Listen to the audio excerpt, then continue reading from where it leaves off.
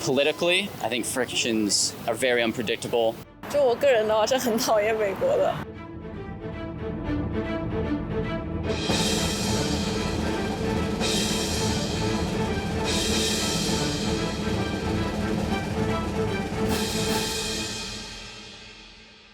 Obviously, there have been quite difficult relations between the US and China recently. So, yeah, any kind of conversation I think would hopefully be helpful. Yes, because if you follow their statements that they released at the end of that, they were both pretty conciliatory.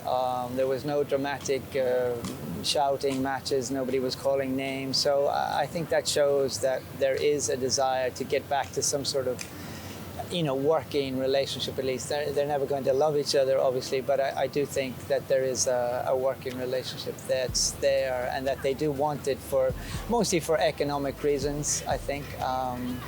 And probably the war, in Ukraine, the Americans do want to kind of get a peace there, I think, sooner rather than later, I think. Definitely, a meeting like this would definitely reduce the tension. Now, it doesn't make the tension go away completely, and there's lots of things, of course, that are difficult between the US and China at the moment. But at least both sides have the chance to give their views face to face, and there's no misinterpretation of what they say. I'm not particularly aware of any specific breakthroughs as a result of it, but I think still helpful to have dialogue. I think you've seen the Biden administration way more interested in trying to bring back American jobs and kind of oppose Chinese trade. And I think we're starting to look more at certain supply chains as an issue of national security. I think I saw a statistic the other day during Biden's administration. I think there's been a net 300,000 jobs gained. Fact check me on that. But I think that over that period, this is the first time that America's actually been onshoring jobs in a long time. And I think that you'll see a lot of American policy looking more towards kind of trade protectionism now than it used to be when we were more open trade partners with China. I feel it was a step in the right direction. It's better to talk face to face. I was happy about it, yes. There are problems, there are some challenges, but if you talk to each other, they can solve them together. So, good sign.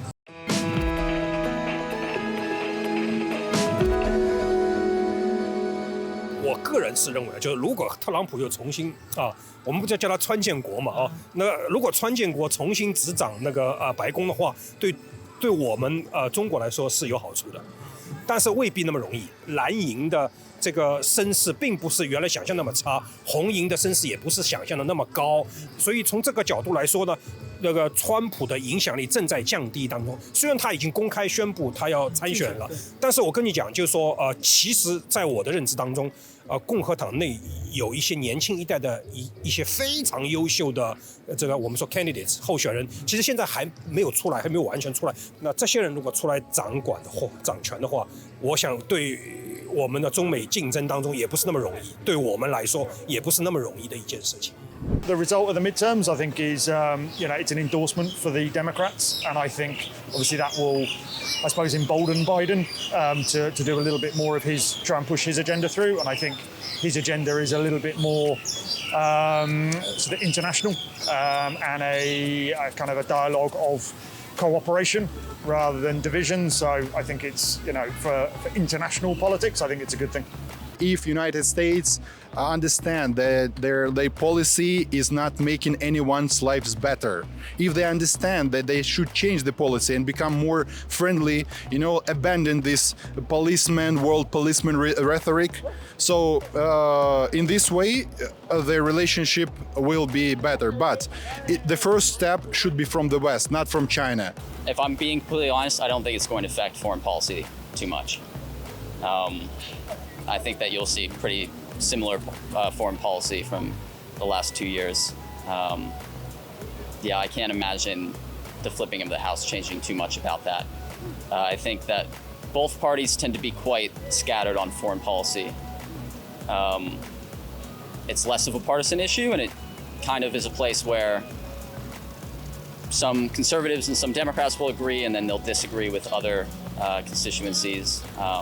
I don't expect it to be a a huge change in U.S. foreign policy?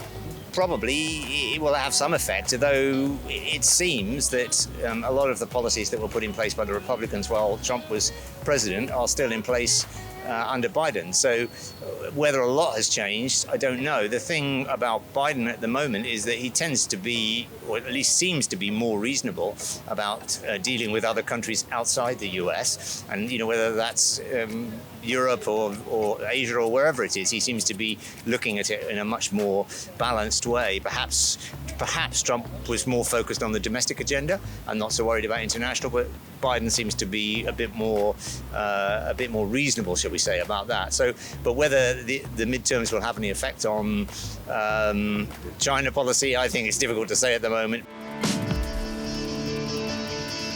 其实我的有一些好朋友他们也是跨中美之间的那些大律师行的那些重要的这些律师们，他们当时就跟我讲过一句话，他说如果只要两方在谈就没事，只要中美最高层在对话，哪怕是视频对话，更何况这次是面对面对话，那两边就没事，他就不会动手。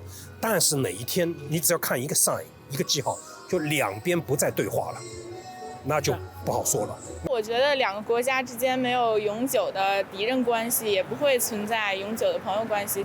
It will be good if there's a common ground. Exactly. I think her point about the policies, that China has its own policies, but I feel like in terms of creating relationships with other countries, there needs to be like a policy and a middle ground between how far someone can push each other's boundaries. Yeah. So, yeah. I hope that it's the world will not witness the direct military conflict between China and the United States, because both countries are nuclear superpowers, and that conflict will be devastating for the whole world. I don't quite know, to be honest, but I think also sometimes where they are provoked, they are trying to respond, and I think it's also fast. So, it's a bit like everybody wants peace, and I have no doubt that this is something they're trying to achieve. 西方就一直都有啲睇唔起即係亞洲人咁嘅感覺啦。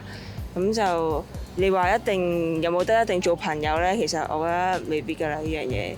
咁就只不過係關係唔好惡化，唔好打仗，唔好開戰，已經係好好嘅事。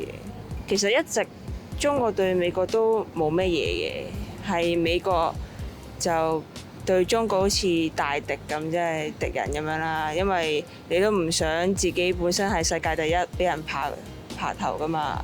咁反而我覺得中國就係你搞我咪搞翻你先咯。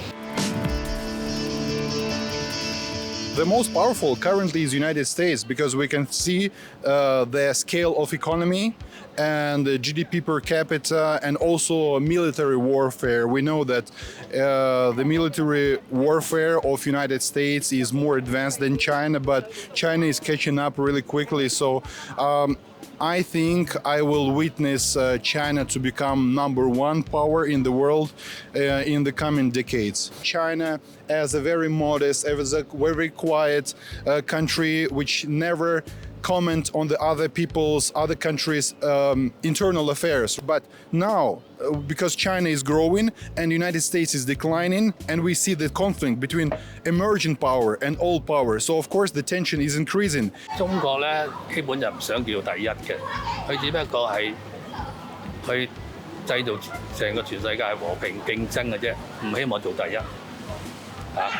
咁未來佢而家睇個發展咧係除咗美國就已經係到中國㗎。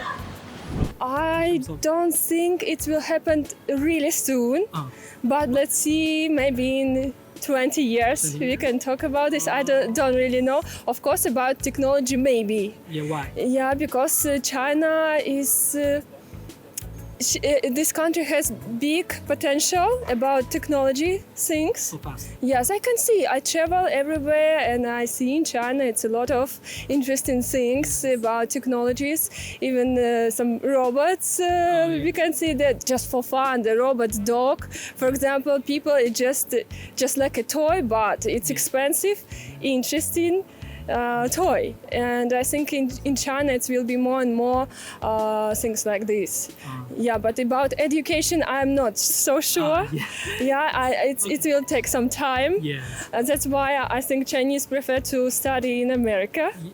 But I wish in the future you can study here and have the same good education. I think it's necessary, yeah. For education, I think China will be the number one in the world because the educational system for a Chinese university student, I think the educational system really build the student's confidence and also his scholar standard, and I think it's really far away in some typically categories to the USA's students. 但是我感觉不太会超过，因为中国理念不是人类命运共同体吗？就是它不是奔着超过去的，它是奔着大家一起共同富裕。